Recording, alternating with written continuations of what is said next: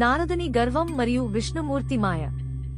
ఒకానొక రోజు దేవర్షి నారదుడు భగవంతుని దగ్గరకు వెళ్లి, ఓ విష్ణుమూర్తి, నేను మాయను పూర్తిగా అర్థం చేసుకున్నాను.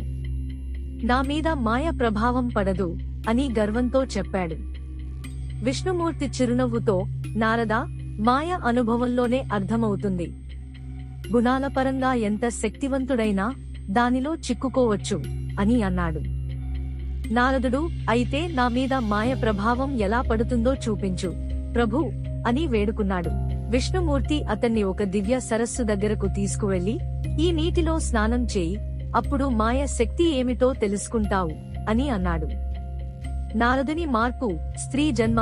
నారదుడు నీటిలో మునిగి వచ్చేసరికి తాను పురుషుడు కాదని ఒక అందమైన యువతిగా మారిపోయినట్టు కనిపించింది.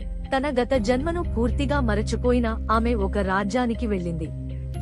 అక్కడ ఒక మహారాజు ఆమెను ప్రేమించి పెళ్లి చేసుకున్నాడు. కాలక్రమేణా ఆ యువరాణి 60 మంది కుమారులను ప్రసవించింది. నారదుడు ఆమె రూపంలో, పెళ్లి, కుటుంబం, పిల్లల ప్రేమలో పూర్తిగా మునిగిపోయాడు. తన అసలు స్వరూపాన్ని పూర్తిగా మర్చిపోయాడు. 60 మంది కుమారుల మరణం మరియు మేలుకొలుపు. తర్వాత ఏం జరిగింది?